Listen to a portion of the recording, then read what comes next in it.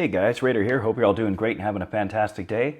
In today's video, we are going to go over 5 tips to get the most out of your Samsung Galaxy Tab S8 Ultra. Tip number 1, let's get rid of the notch. So let me show you what I'm talking about. Let's pull up YouTube here real quick. We'll continue this video. Right, so the default, the original mode here, since this is a 16:10 aspect ratio, you're going to get black bars on the top and bottom, so you won't even have a notch at all. It's not even visible. But if you choose to zoom in, you know, the zoom to fill option, you maximize it out like this. You see what I'm talking about? We've got the little notch right up here. It's so tiny, but if it bothers you, let's go ahead and remove it. So let's go ahead and minimize this for now. And I'm going to go ahead and start the screen recorder. All right, so what you want to do is you want to swipe down on your notification settings panel, open up settings, click onto display,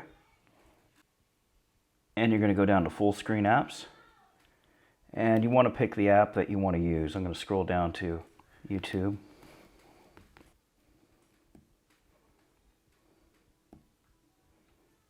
And you have options of show camera cutout, hide camera cutout, and app default. Let's go ahead and hide the camera cutout. All right, we'll go ahead and switch over to our playing YouTube video. Here's our original size. Here's our maximum size. You'll see what it does is it adds a slight bezel to the top of the application. Makes it look more like a traditional tablet. And there goes your notch. All right, you can do this on any application you want. You just go through the list and pick them. Tip number 2, if you want to increase the screen brightness for playing media, you can do that. Go into settings. You're going to scroll down to advanced features. Then you want to scroll down until you find video brightness. You're going to click on that. You have 2 options, normal and bright. The default is set to normal. Go ahead and switch that over to bright. And what that does is temporarily increases the screen brightness and makes colors more vibrant when you watch videos. And this allows you to pick which video players you want to have this feature enabled for. Tip number 3, let's extend the battery life over the long run for your Tab S8 Ultra. Go ahead and swipe down on settings. You're going to scroll down until you get to battery and device care. You'll have several options like to optimize your device, pick between battery, storage, memory, etc. Go ahead and click on the battery icon. This will give you battery statistic information. You're able to deep dive into that. But what we're interested in for this tip is to click on more battery settings. And you're going to see we have the bottommost option, which is protect battery. You see I currently have it set to on. What this does is this limits the full charge ability.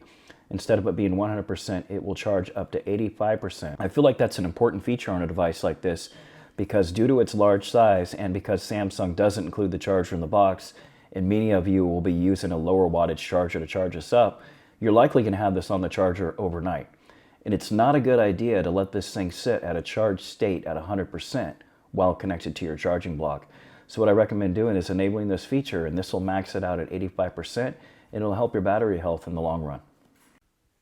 All right guys, and for tip number 4, we can change the layout of our home screen to kind of mimic that of an iPad if you're coming over from iOS.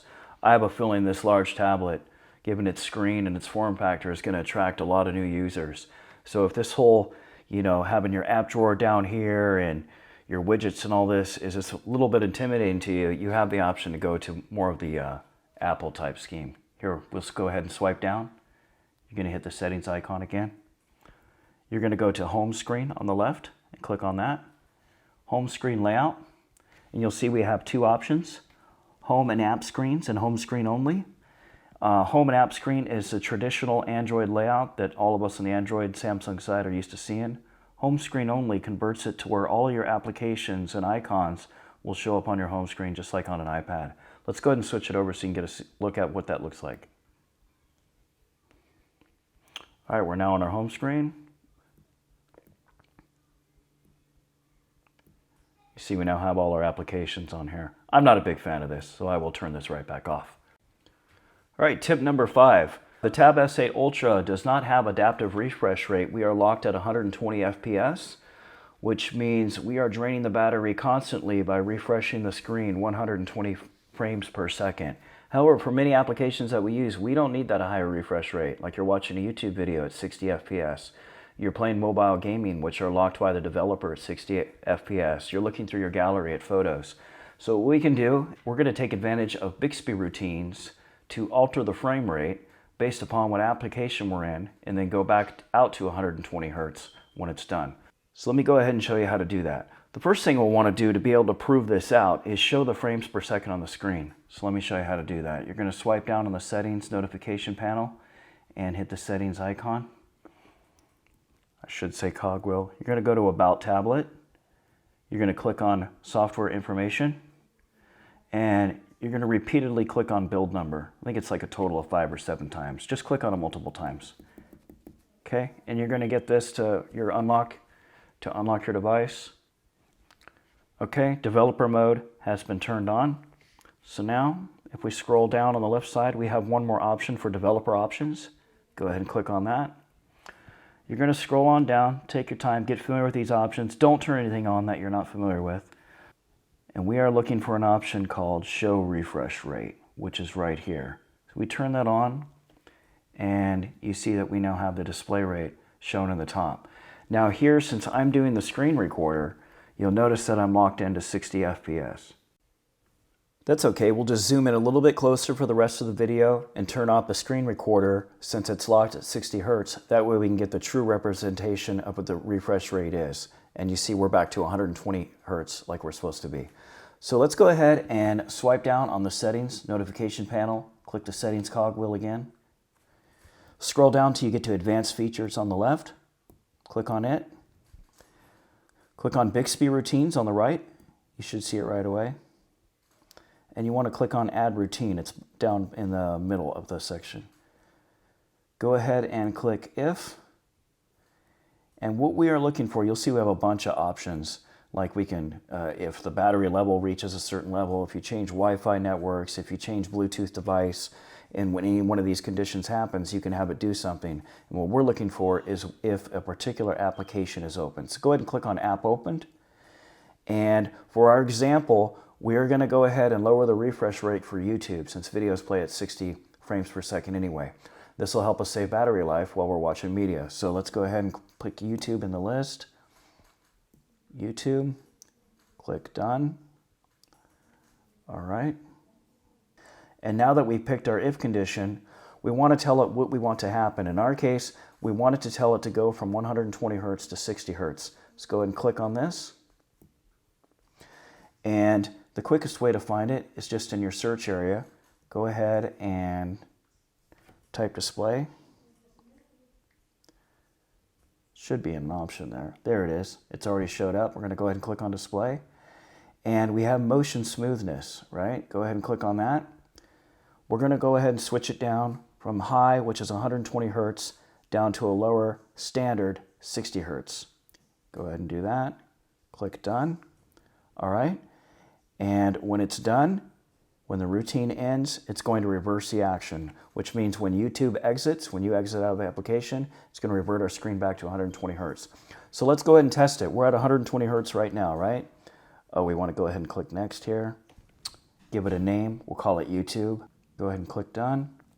We have a new Bixby routine. I have another one for Canva to change the text size. Let's go ahead and go to the home screen. Let's test this out real quick. Let's go back to YouTube. We're at 120 Hertz. YouTube, you see the refresh rate has now dropped down to 60 Hertz. Whenever we watch a video, it's going to stay at 60 Hertz. Now watch this. We go back home. We switch to 120 Hertz. We open YouTube back up. We switch to 60 Hertz. So you can do this on your gallery, on any of your media content, your consumption that doesn't go up to 120 Hertz. This can help save you another hour or two during the day on your battery life. So I hope this tip helps you guys out. All right, guys, I've got one more bonus tip that I recommend for all Samsung Galaxy owners, and that is to install GoodLock. Let me show you how to get it. So you're going to go to your app drawer, and that is just start looking for Galaxy. And the first option is going to be Galaxy Store. And you're going to want to look for GoodLock.